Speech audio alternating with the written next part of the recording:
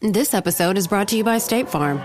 From your morning podcast to your afternoon playlist, State Farm knows you personalize your entire day, and that's why State Farm helps you personalize your insurance with the State Farm Personal Price Plan. It offers coverage options that help protect what you care about most at an affordable price just for you. Like a good neighbor, State Farm is there. Prices vary by state. Options selected by customer. Availability and eligibility may vary.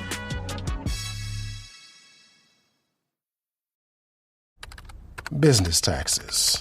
Was stressing about all the time and all the money you spent on your taxes.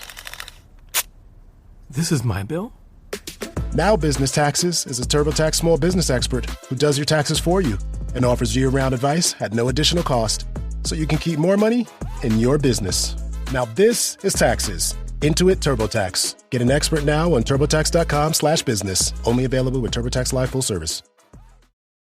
Hey, what's up, guys? I'm Fred Warner, linebacker for the San Francisco 49ers. Abercrombie has the new suits you need, plus all the collared shirts to go with them. The Abercrombie & Fitch Collins suit is the only suit you'll ever need for any occasion. Available in slim, classic, and athletic. Pair with a collared classic. Go with a soft, easy-to-wear sweater polo or a comfortable long-sleeve shirt. With so many different fits and fabrics, you can make a look that's completely your own. Add the Abercrombie & Fitch Collins suit and new collared shirts to every occasion this season. Shop online or in store.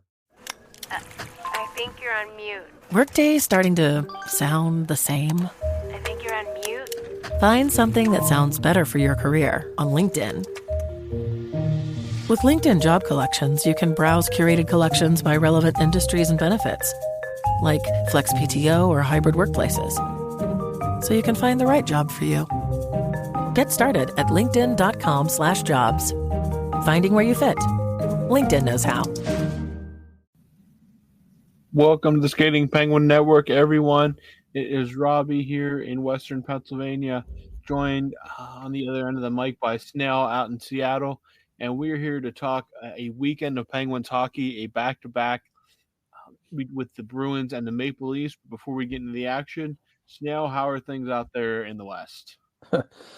Pretty good, man. The spring is definitely, I think, coming early. I don't think the West adheres to Puxatawny Phil's shadow out here. God only knows what kind of weird rituals that you could look up in our history to determine if spring is coming. But I would assume that whatever the powers that be is determined that spring is coming early out here because, man, it is lively outside. Last night, I don't know if you guys have frogs out there in Western PA, but like my neighborhood, it sounds like our town is surrounded by like 100 million frogs. Like you go outside once the sun goes down, it's just echoing in the streets, frogs, and like birds are going crazy. It's kind of nice, man. So got that to look forward to because God, we're definitely not looking forward to anything great with the Penguins after this weekend's gong show. But anyways, how are things out there in Western PA, Robbie? After a couple warm days, it has definitely cooled down a little bit, back into the freezing temperatures. Today was not too bad. Today was about 40 degrees, and this week is supposed to warm up quite nice as well. So hopefully it sticks around this time and doesn't cool down all that much. But next week, the extended forecast is showing some absolutely stunning weather to look forward to. So hopefully next week we have a better news to report on in terms of the sun and the nice weather and the snow finally behind us. But until then, we will continue to suffer through the winter, the remnants of winter here as we move into March, our first episode of March here. And it is talking about what Snell described as a gong show for the Penguins over the weekend. It starts on Saturday. We'll talk about the Boston game first. You're never going to believe this, but the Penguins gave up their 13th goal on the first shot of the game in this one. Alex Nedeljkovic got the start. David Pastrnak scored 90 seconds into this one. Mason Lohrei scored 6 minutes and 33 seconds into the first period on the power play. And then nobody scored for a long time after that until Anthony Beauvillier scored shorthanded at 14:01 of the third period to get the Penguins within one. And then Charlie Coyle put the game essentially on ice with an empty netter at 19-19.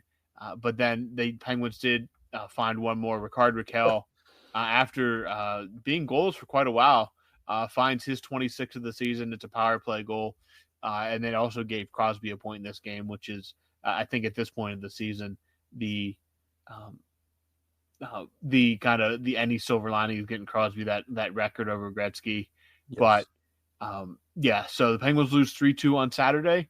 They give up 2 early goals, and then they kind of hold the fort until the third, but they could not find a way until a shorthanded Anthony Beauvillier to find a solution for Jonas Korpisalo in this one. They don't even go up against Jeremy Swayman. It is Korpisalo, and they just could not get any offense. And then falling behind 2-0 within the first 7 minutes didn't help either. But then no pulse on offense until late in this game. Yeah, that was a pathetic game. I'm sorry. That was a tough watch. The Penguins have been at times a tough watch this year, as we know, Robbie. But I don't know. I think for me, and I'll die on this hill. I just think that those early games, especially if your team is well out of the playoffs, those matinee games on a weekend are just they're just not good. I don't know, the team never plays well, and not only on top of that, it's just it's at just a bad time to watch the game when when the weekend comes around. It's the first couple nice weekends of the year. It's am I going to sit in here and watch this Penguins game? Yes, I am. And then you do, and you're just oh, the first shot of the game goes in, and it's just what are we doing? What am I doing here? So yeah, again, the other thing I'll say is Sid getting a point, getting him that record, silver lining on the season. You'd think Sid would hate that. Sid probably, there's maybe a little part of him that keeps him kind of on the hamster wheel, another thing to achieve. But you got to think that he hates that he's just oh, thank God I got my point tonight so that we can have something positive to walk away from. I'm kind of feeling the same way about Ricard Raquel. I'm kind of starting to get on the let's trade Raquel on a really high, get him as many cookies and goals as possible. So when I see him score, God, if he could become a 30-goal scorer before he's maybe shipped out by the 7th, that just raises his stonks. So that's kind of where I'm at with the game. Boston's not a great team right now. I saw Pasternak scored. Pasternak's been pretty cold this year. Well, they've won.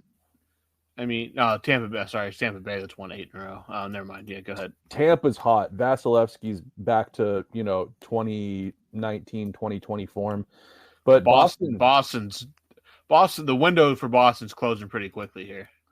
Yeah, I know that they have aspirations to make the playoffs, but this is a wounded team as well. These guys, you talked, Robbie, you said earlier, a couple podcasts ago, why not the Penguins just play spoiler here and just ruin some people's playoff chances? That's what I was hoping for in this game, and wasn't the case. So, dude, what is up with the goaltending? Is it because it was jarring. It was jarring, and he was a gas can in the minors. Blomqvist, who seemed so steady at such a young age, coming in kind of under duress, when the Penguins were in turmoil at the beginning of the year with playoff hopes, he can't stop anything. No. Nedeljkovic has come out cold. He's in the media. He's point blank said, I can't stop anything. He said that verbatim. He's I can't stop anything. At least I like Ned's a good interview. I think he's really honest and he kind of shoots from the hip. But when your goaltender right now, the only goaltender that's been playing NHL games for your team that you kind of want to keep around is saying, I can't stop a thing.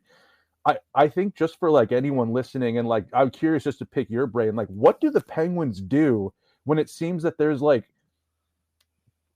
a virus going through the goalie tandems, whether it's in the mind, it seems that any goalie in the system that comes up and gets a shot, they get this virus of this Jari spread like an STD in the locker room for goalies.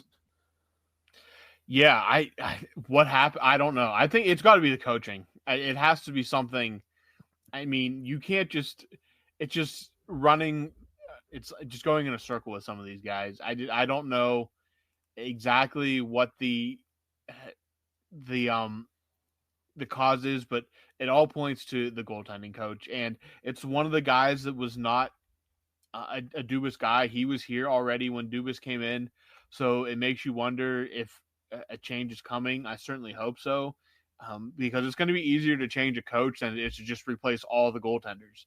And all these guys look good in the lower levels. And it's a different level of play, but it's not. I mean, Joel Blomqvist can't stop a beach ball. He was absolutely dreadful. And we'll talk about the Toronto game here in a little bit.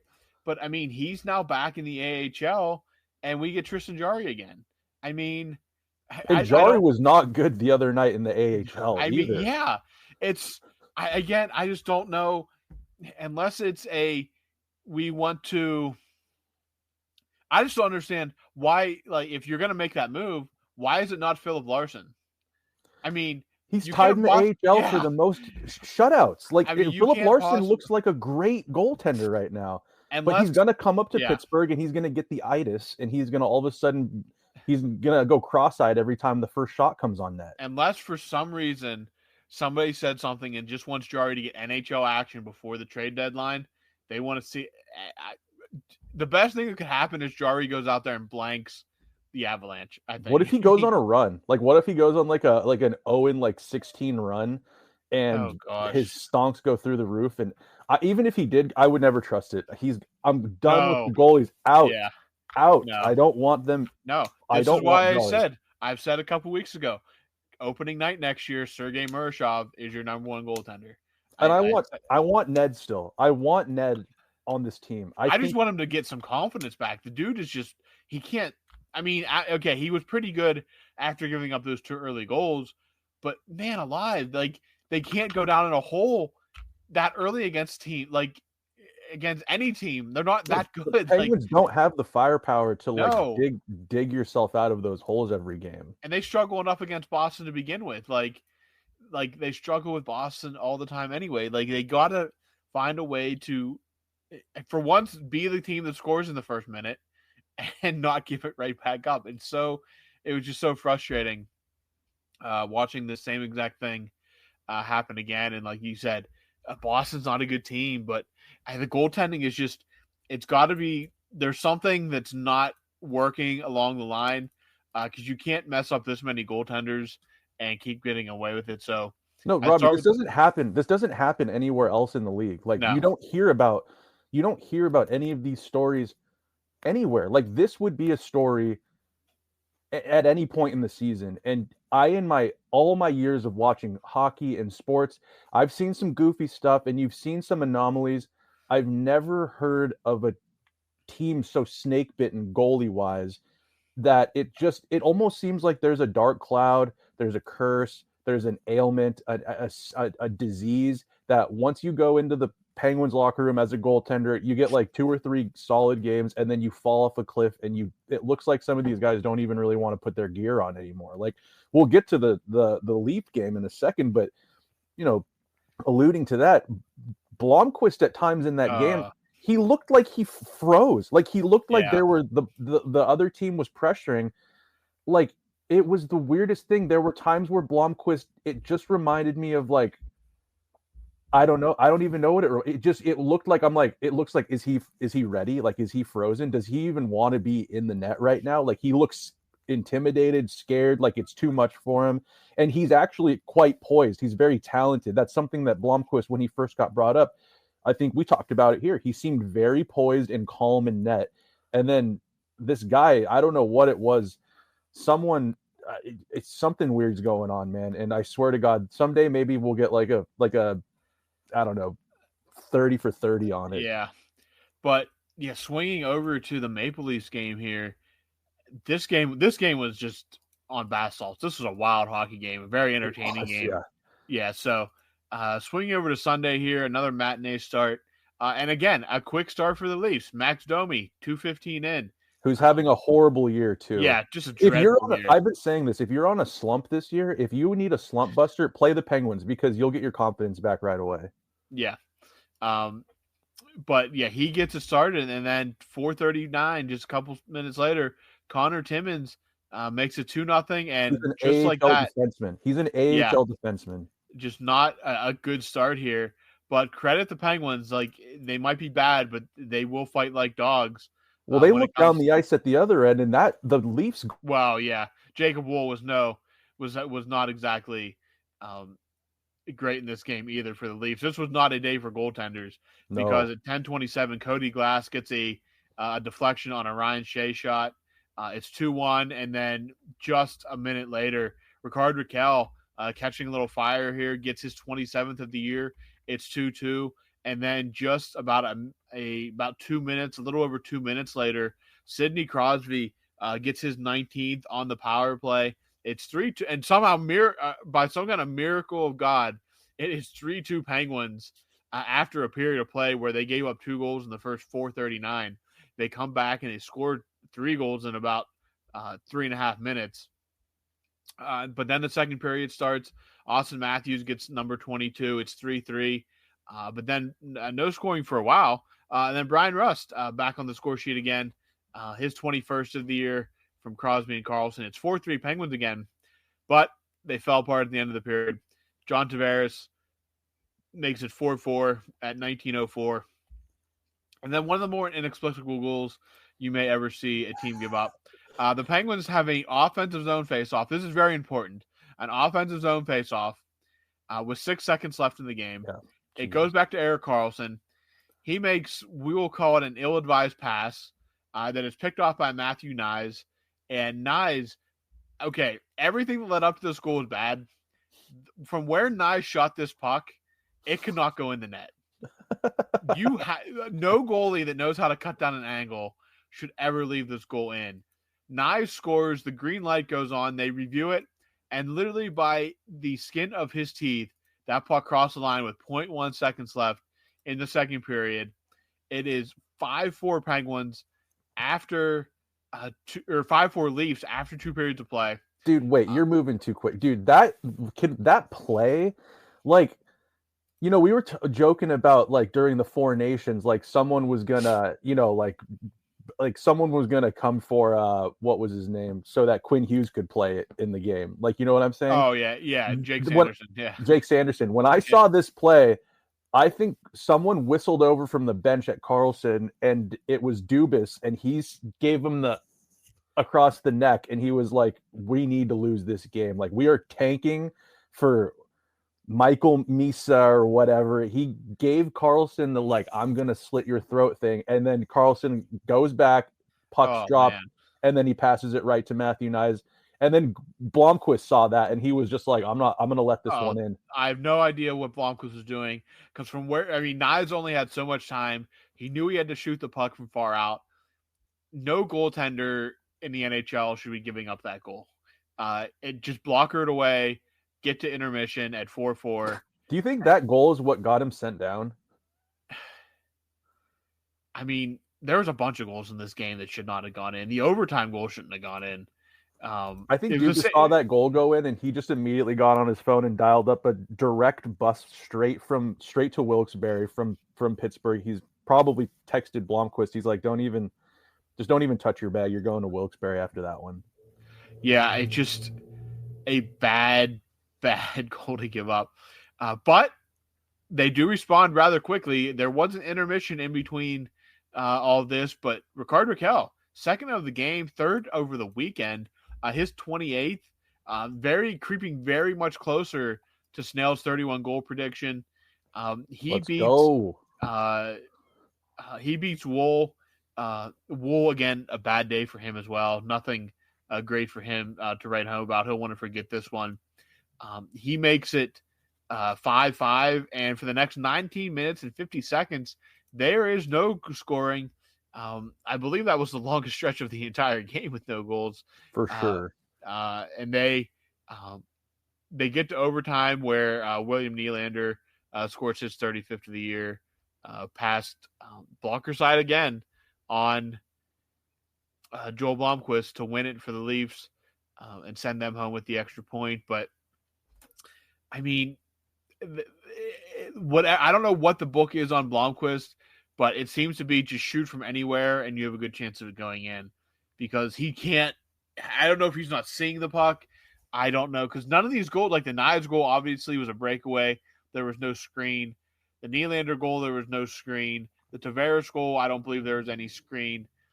just, I don't know, man. He was as much as good as frustrated as Nedeljkovic has been. Blomqvist has just been there's just bad. He was okay against the Flyers in relief, but man, that was a just disastrous goaltending performance from Blomqvist, and as a result, he's headed back to the minors. He is, and I mean, you can make a case for every goaltender that's been up this year that they all kind of belong in the minors, just with the way that these games of these seasons have gone. So, yeah, man, I don't know. That game was at least entertaining. At least you got maybe even some like comedic relief out of some of these goals that were going in, especially that one at the end of the second there, the buzzer beater. Yeah, Robbie, I got to be honest with you. Like, I'm. The Penguins getting like a higher pick, the worse they are, the higher the pick. It's just not like that great of a draft where there's like a golden goose. And even if there is a golden goose, you look at San Jose, look at Chicago, it guarantees you nothing. I know that they still have Sidney Crosby, but I am getting concerned for this team, and I'm hoping that there's a jolt at the deadline and something changes for this team, or Dubas kind of, I don't want to say rights the ship, but gives the ship a bit of a direction, because, the Penguins have been, this is going to be the third year out of the playoffs. And that's not, I want to say that's all good and well, but it seems like since Dubas has come in, he's really been adamant about, and he's doubled down, tripled down, that he wants to build a contender around Crosby for one more go. I'm getting kind of tired of that narrative, because I think we've been left scratching our head year after year with these teams that just, whether it's coaching, whether it's goaltending, whether it's defense, like power play, whatever it's been, there's something that continues to just suck the life and ail the Penguins. And there isn't really been like an immediate response, not a knee-jerk response, but a response from the management to correct these things or get something done. Because there is urgency. Like, I'm not saying you need to have a knee-jerk reaction, but there is urgency, because Sid is getting old. And that's the message. That's not me making up this narrative. That's what Dubas has told us, that, he wants one more contending team with Sid. He's only got a couple years left, maybe in the league altogether, yet alone as a Penguin. His contract's only so long. I think Gino's got one more year. My point is, it's like, dude, it's just getting ugly where it's like I'm worried that the Penguins are already becoming less of an attractive place for a free agent, or I kind of want the Penguins to stay away from free agency too. I'd like hockey trades, and using the draft and bringing players up that have been in Wilkes and whatnot. But when you have veterans on this team and you're just losing, I worry that coming into next summer, you've been getting worse and worse every single year. It just seems that once you get to a certain point where you've kind of become used to not being in the playoffs and used to losing, the core of your team that has won before is getting older and phased out of the league, no matter how good, no matter if they're a Hall of Famer or not.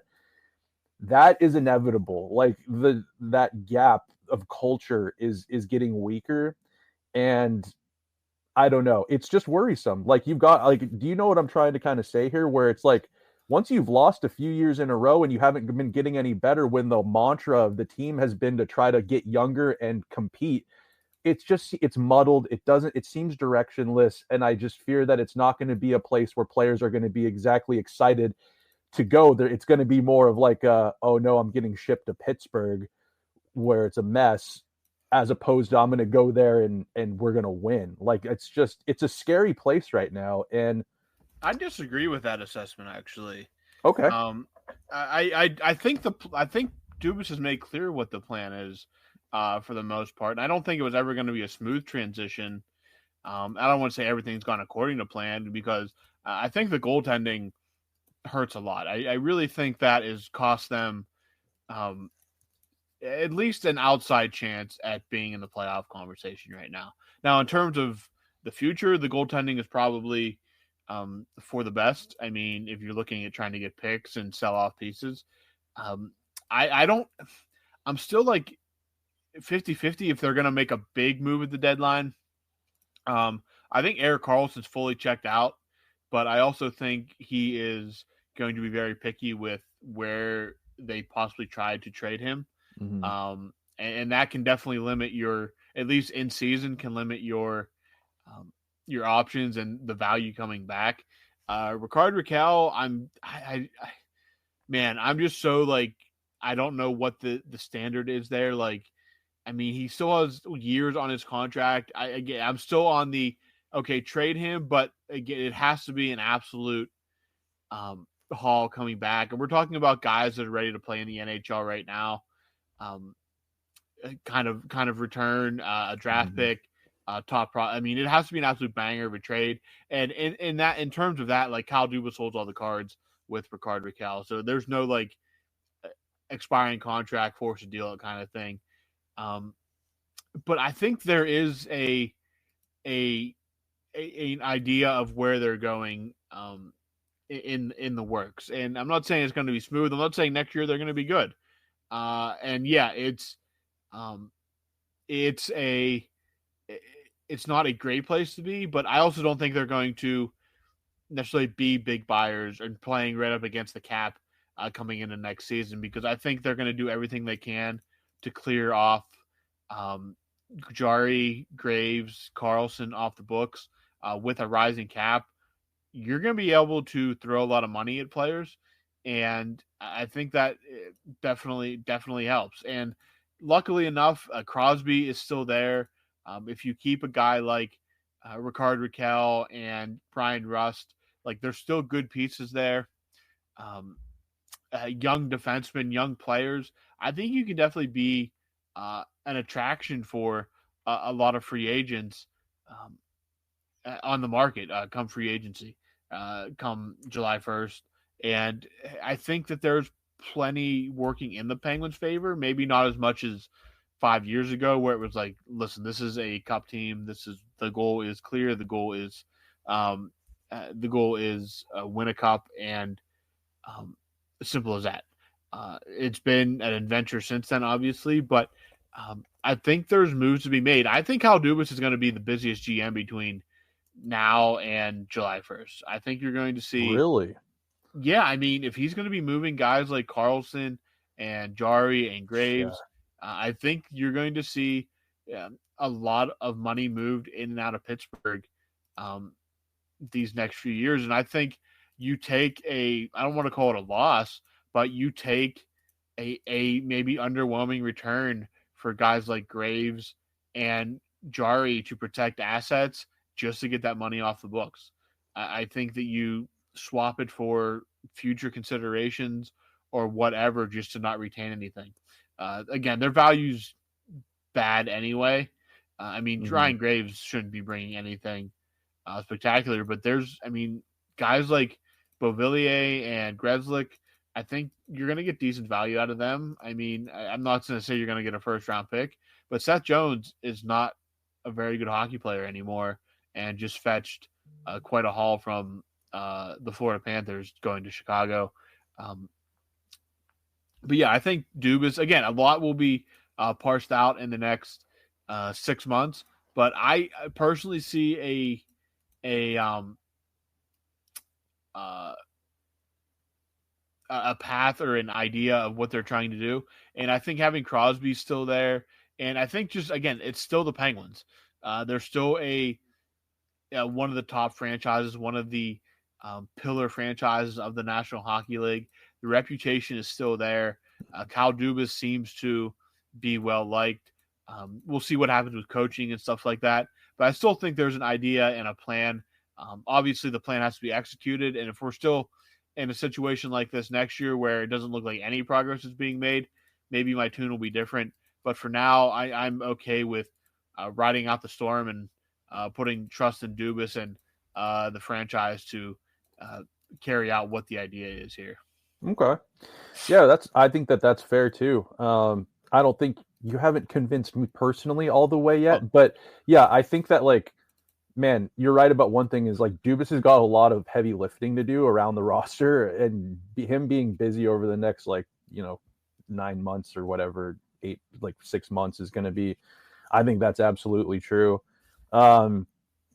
The thing that you were saying, though, about throwing money at players, is there any part of you, like historically, the Penguins, when they throw money at free agents, it just sometimes bites them in the rear end? Like, I think we recently had like a question from Brian about that, like kind of going over some of the free agent signings. Yeah, there's a part of me that's like worried about that. And going forward, like, I feel like the message has been to get younger. Is there any part of you that's a little bit worried about some of these younger players that are in the system already, signed to entry-level deals? Are they just a little bit too young still to be able to come up and make that impact of like a Stanley Cup playoff type run with Sid? And I'll throw Gino in there too.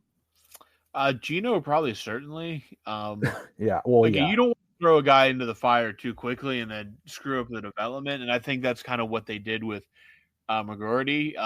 Gave him a sip of coffee this season. Didn't go exactly as planned, but he's found his game at the AHL level and is playing fairly well now for the Baby Pens. Again, he was a kid that came straight from college, so big adjustment there. Bros, I think next year Bros is an NHL player. I think all the signs. Yeah, I think Bros is ready to take that step. I think Pickering, we saw it with Pickering. I think once the logjam clears out there at defense, I think he's an NHL defenseman pretty easily, in my opinion. I'm trying to think who else we got down there. The Koivunens and Ponomarev, I think are NHL guys here. Maybe as soon as trades are made, to be honest. Again, there's a bunch of stuff that has to go on with paperwork and stuff, so make sure they can still play. And so they might not be up until next week. But yeah, I think that those guys are right there. And all those guys, I think, even McGroarty, if we're talking about Crosby, and Crosby has at least 2 more seasons. If McGroarty's not up here as a full-time NHLer in 2 seasons, then it's done. That experiment didn't work.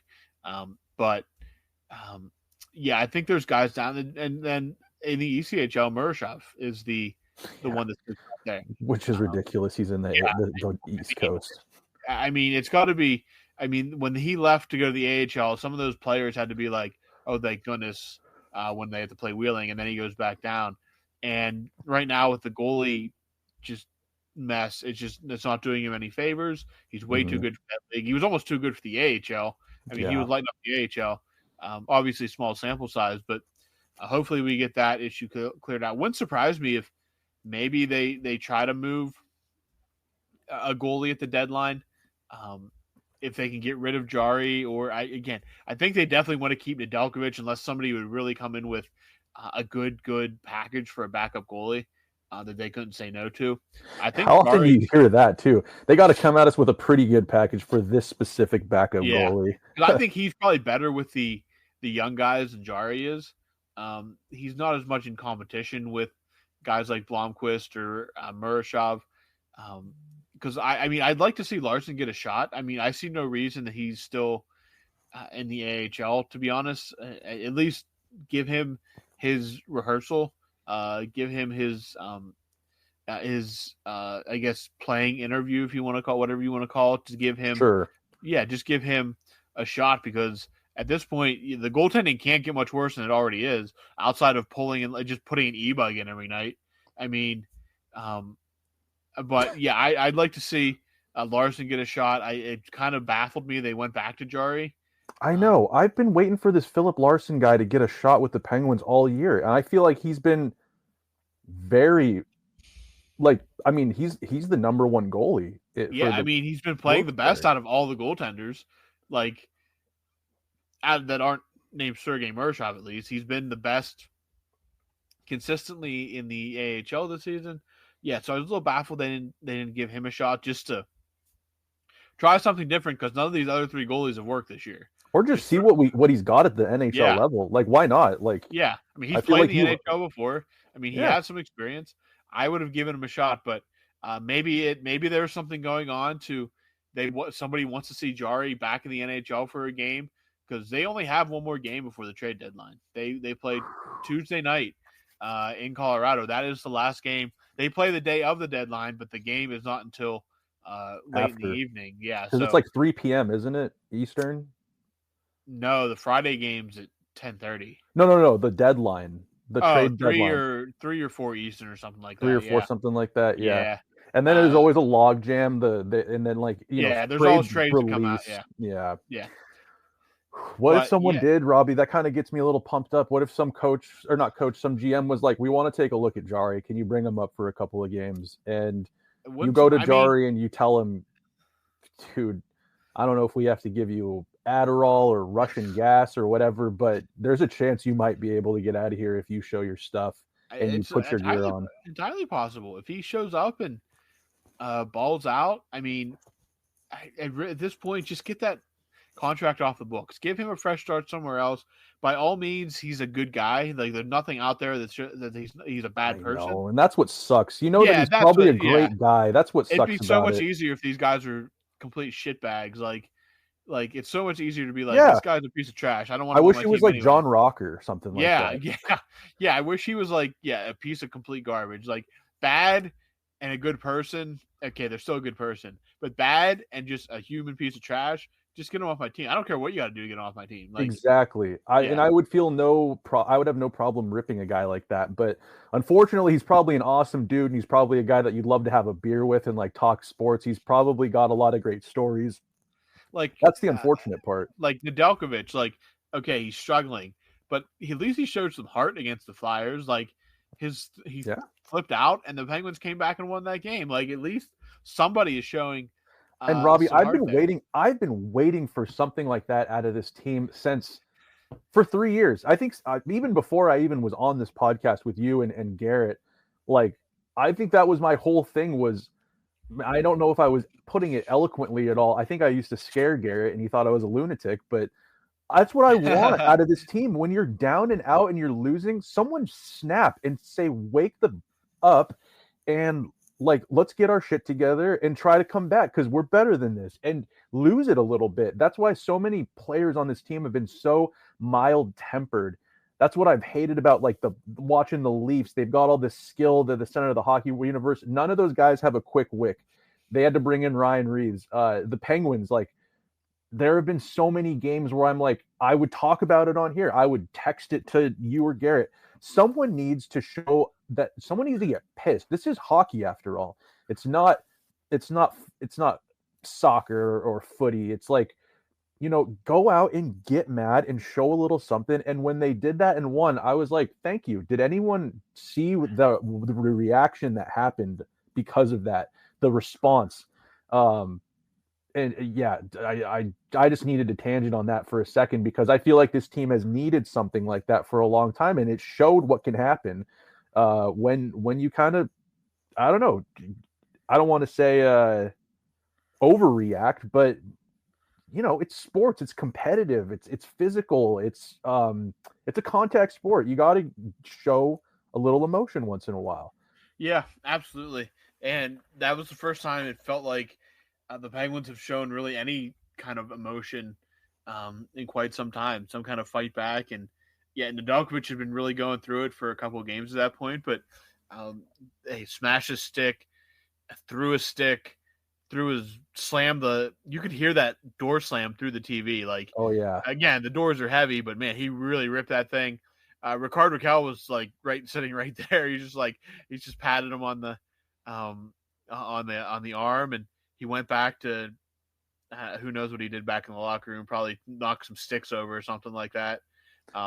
Probably kicked a couple things. Had a good yell. Maybe had a beer.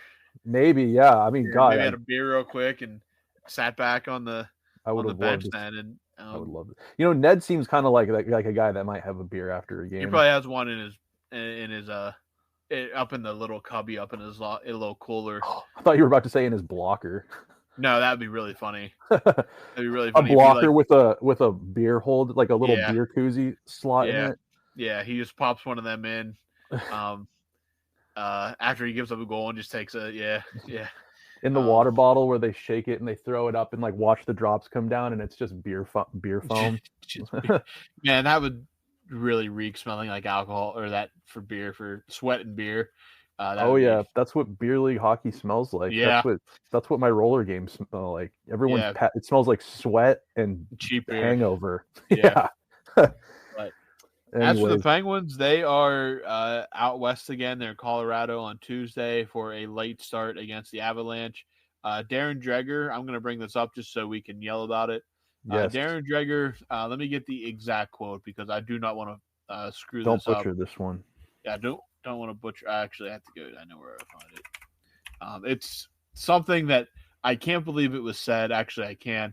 NHL analyst Darren Dreger says that Sidney Crosby should request a trade out of Pittsburgh this offseason for the greater good of the league.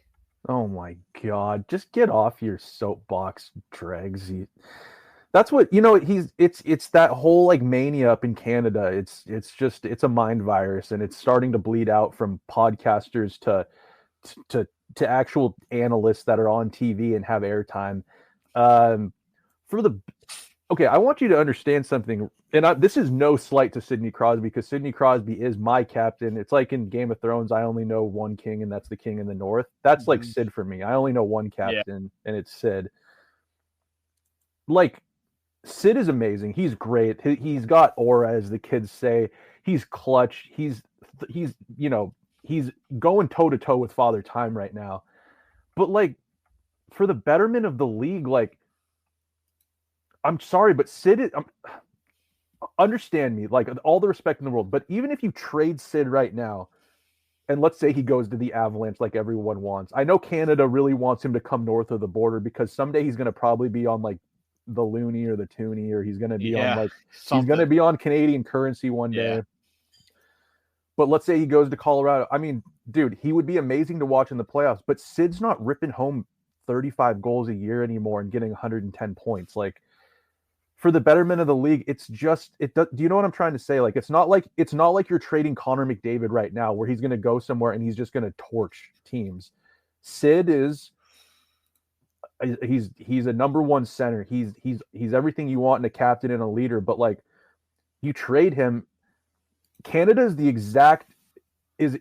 would go full Canada and you would trade Sid, they would get what they want, and then they would criticize him for being like, he's not as good as, it's not as exciting as we had hoped and thought. Like, it's not, how come he's not absolutely just putting up numbers? It's like, because he's 36 years old and he's got a lot of miles on him, and he's not even it's been a long time since he's put up those. Actually, how many points did he have? Did he have 90 points last year or the year before? He might have had 89 last year. And like, was 90. It like 89 or something like that? Let's see what he's at right now. I guess that's last year he had points. Yeah, he would have had over 82. Oh, well, I'm the wrong year. 94 last year.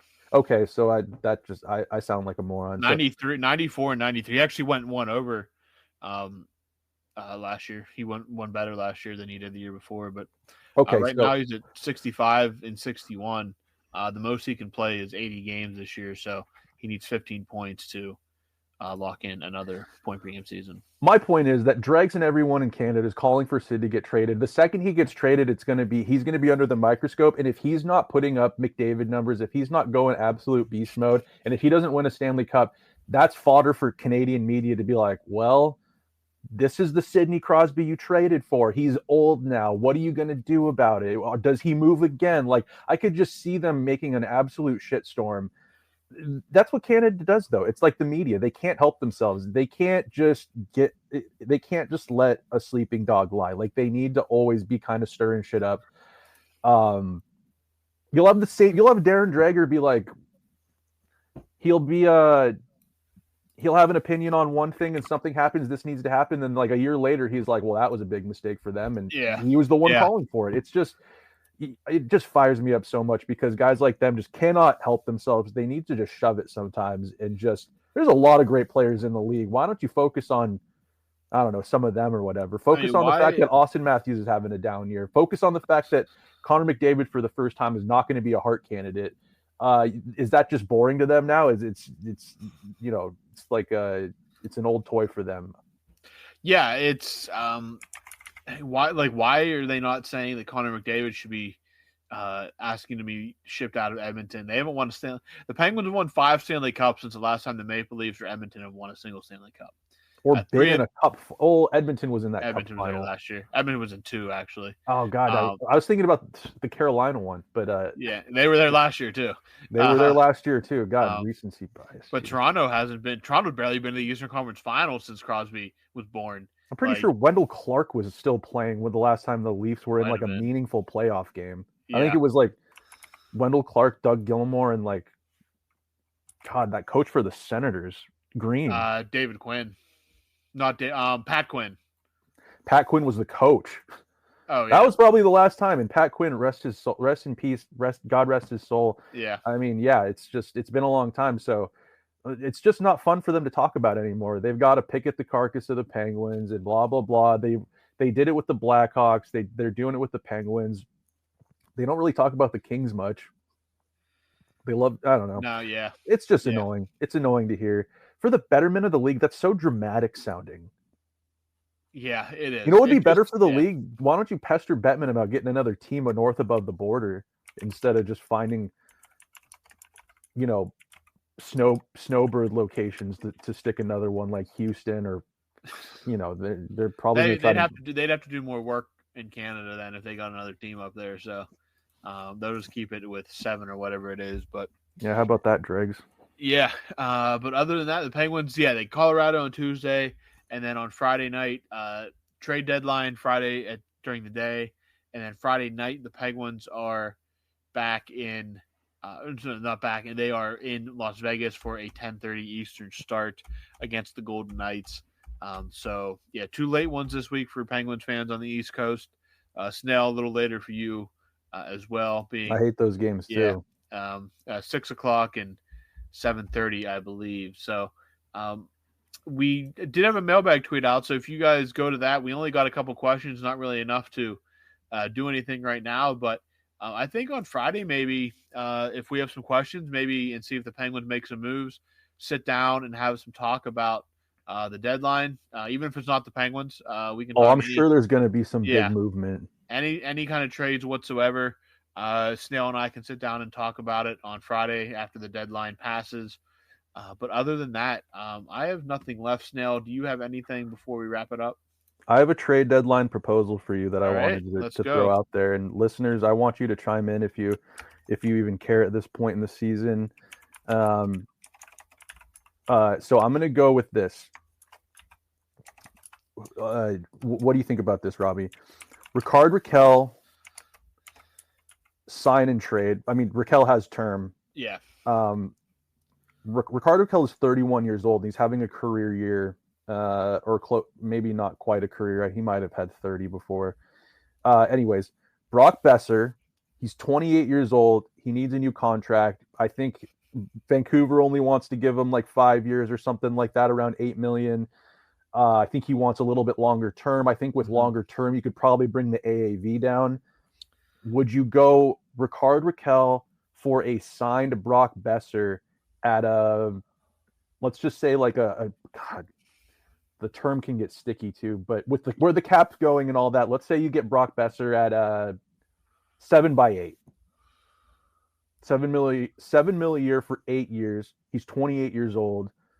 He's a known 20, 30 goal guy. He always starts out pretty hot.